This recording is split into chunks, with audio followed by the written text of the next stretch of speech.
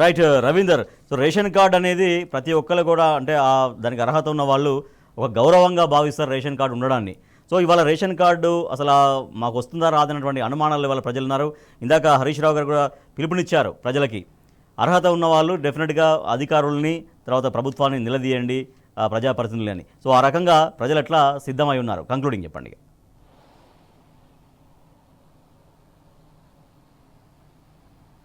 దాదాపుగా మీరు అన్నట్టుగానే ఇవాళ ప్రజలు విసిగి వేసారిపోయారు, ఇబ్బంది పడుతున్నారు. ప్రభుత్వం ఇయ్యాల్సిన బెనిఫిట్స్ ఇవ్వకుండా ప్రతినిత్యం ఇబ్బందులకు గురి చేసే ప్రక్రియకు ప్రభుత్వమే పురుడు పోసుకోవడం పట్ల ఆగ్రహం వ్యక్తం చేస్తున్నారు. రేపు గ్రామ సభలు కానీ మున్సిపల్ ఆఫీసులో పెట్టే సమావేశాలు కానీ ఖచ్చితంగా నిలిచేది. ఎందుకంటే వాళ్ళకు రావాల్సిన న్యాయమైన హక్కు, న్యాయమైన డిమాండు.